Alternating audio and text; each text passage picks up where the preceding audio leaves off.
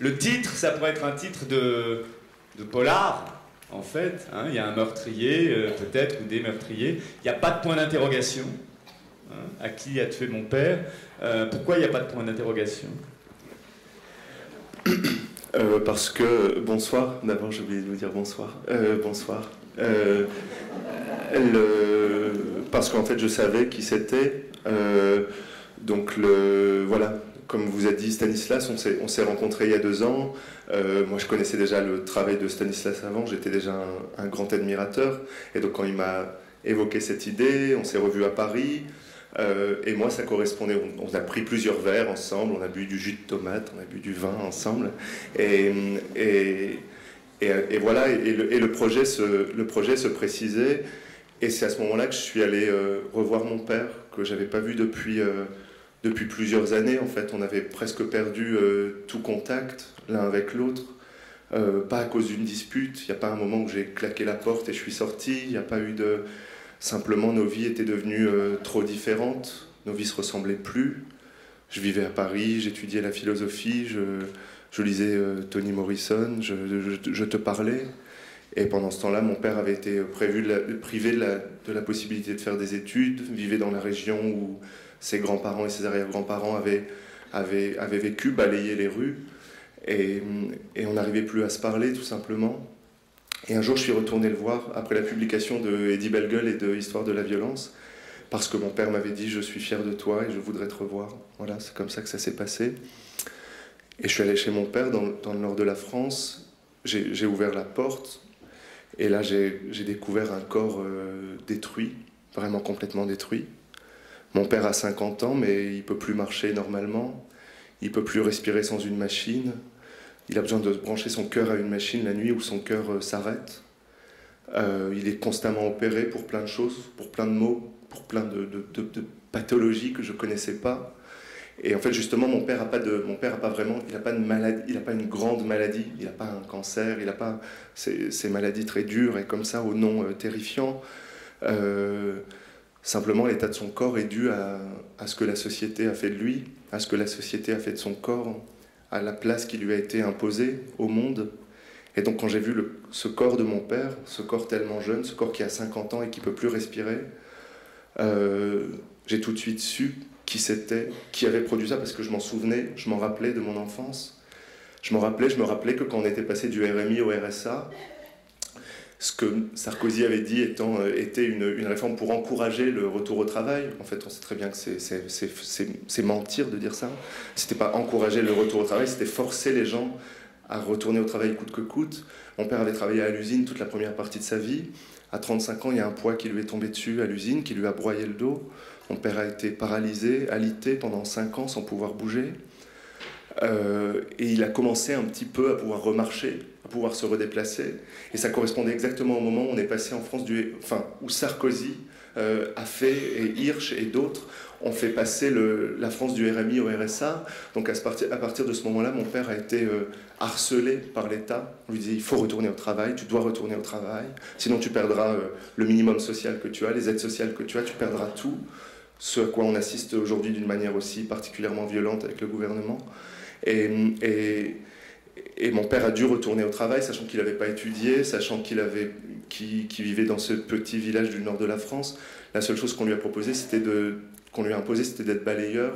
Et donc lui, qui avait eu le dos broyé à l'usine, a dû balayer les rues 8 heures par jour pour ramasser les déchets des autres, penché sur le balai toute la journée. Et je m'en rappelais de ça. Je me rappelais de la panique de mon père quand on était passé au RSA, des institutions qui téléphonaient mon père et qui le harcelaient, qui lui proposaient des boulots à 40 km de chez lui, payés 500 € par mois, des mi-temps, qui servaient à peine à couvrir le coût de l'essence. Et on lui disait, vous perdrez tout. Mon père, on était 7 à la maison, 5 enfants, 2 adultes. On avait 700 € d'aide sociale par mois et on lui a dit, tu perdras ça.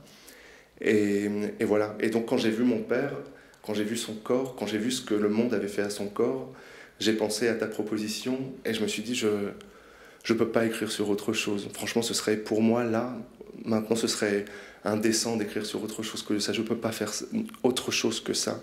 Et donc voilà, c'est un peu le contraire du texte que tu évoquais avant. Mon père, c'est pas le trop d'individualisme dans la société, c'est que justement la société lui a empêché la possibilité d'être un individu. Et c'est quelqu'un qui n'a pas eu le droit d'être un individu. Et c'est de ça que j'ai eu envie de parler, dont j'ai eu envie de parler, pardon. Et voilà. Et donc, ouais, c'est comme ça. Alors, c'est Eddie Bellegueule et Histoire de la violence, ça a été et c'est adapté au théâtre. Hein. Thomas Ostermayer vient de créer Histoire de la violence à Berlin.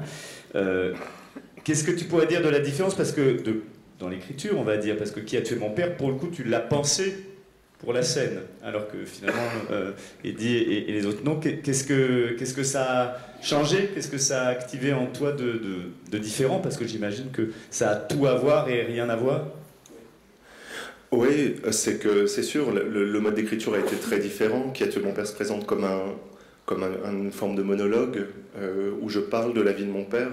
Je dis au début du livre qu'il y a une double violence, parce que je raconte la vie de mon père, et donc je parle à sa place, et donc c'est quelque chose de violent. Et en même temps, il y a une violence de l'autre côté qui est que mon père me répondra jamais totalement. Mon père serait sans doute pas d'accord avec ce que j'écris, parce que mon père, il dirait, comme souvent, les gens, quand ils sont frappés par la vie, si vous leur posez des questions, ils vont vous dire « Oh, mais j'ai pas à me plaindre », alors que si, ils ont à se plaindre. Donc moi, je me plains pour les gens qui se plaignent pas. Et je le fais à leur place, j'essaye le plus possible, en espérant qu'ils se plaindront eux aussi, qu'ils se plaindront elles aussi. Et donc, parce qu'il y a une sorte d'accoutumance à la violence, comme ça, elle s'abat de manière tellement quotidienne, tellement... La vie de mon père, c'est la vie de mon grand-père. Mon grand-père est mort en prison, il était très jeune, mon arrière-grand-père aussi. Donc elle finit par être tellement normale que mon père, il penserait même pas à la raconter. Et donc le livre a été pensé comme ça, comme un monologue, donc c'est beaucoup plus oral que Histoire de la violence ou que Eddie Bellegueule. Et puis ça m'a encouragé justement à aller dans une forme de confrontation dans ce que je dis. J'ai essayé de faire plus que Histoire de la violence et Eddie Bellegueule, un texte qui dirait ce qu'il a à dire. Si tu veux, pour moi, il y a souvent une idéologie dans le champ littéraire, dans la littérature, qui consiste à valoriser ce qui n'est pas dit. Alors la meilleure critique que tu puisses avoir dans la presse, c'est de dire « Ah, c'est formidable parce que tout est suggéré, rien n'est dit ». Et donc en fait, on valorise le fait de ne pas parler du monde. Et moi, quand tu m'as proposé d'écrire, et que je l'ai fait avec plaisir, je me suis dit, le théâtre, ce sera justement le lieu où je pourrais encore plus faire ça, où je pourrais arrêter de me complaire à ne pas dire des choses. Il faudra tout dire, il faudra dire les choses directement. Et puis le théâtre, ça a été quand même un lieu qui m'a accueilli. Moi, j'étais... Enfin voilà, c'est pas triste de dire ça, parce qu'en fait, je suis quelqu'un d'heureux, mais j'ai détesté mon enfance, j'ai détesté grandir dans le village où j'ai grandi, j'ai détesté ma vie jusqu'à l'âge de 15 ans, et c'est à l'intérieur du théâtre que j'ai échappé à ça. C'est le théâtre qui m'a accueilli, c'est le théâtre qui m'a dit t'as le droit de jouer des rôles, c'est bien de jouer des rôles, tu vois, c'est aussi authentique qu'autre chose, ça l'est peut-être même encore plus. Vous savez, il y a cette scène que j'adore citer, qui est une des plus belles scènes du monde, dans le film d'Almodovar, où Agrado est sur une scène, et elle décrit toutes les chirurgies qu'elle a eues, et elle dit alors, voilà, ma poitrine a coûté 40 000 pesos, mes joues 30 000, mon nez 10 000, et Agrado dit, tout ce plastique, c'est mon authenticité, parce que c'est ce que j'ai voulu moi, et c'est pour ça que c'est authentique. Et moi, c'est un peu banal de dire ça sans doute, mais quand même le théâtre, c'est ce qui m'a permis de penser ça, de dire en fait mon authenticité, c'est pas ce qui m'est tombé dessus sans choisir, c'est pas d'avoir été jeté au monde avec un nom que j'ai pas choisi, un sexe que j'ai pas choisi, une tête que j'ai pas choisi, un nez que j'ai pas choisi.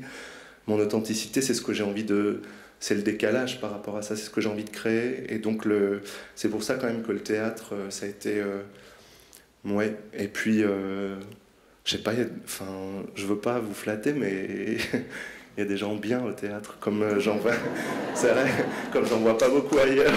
Non, c'est vrai.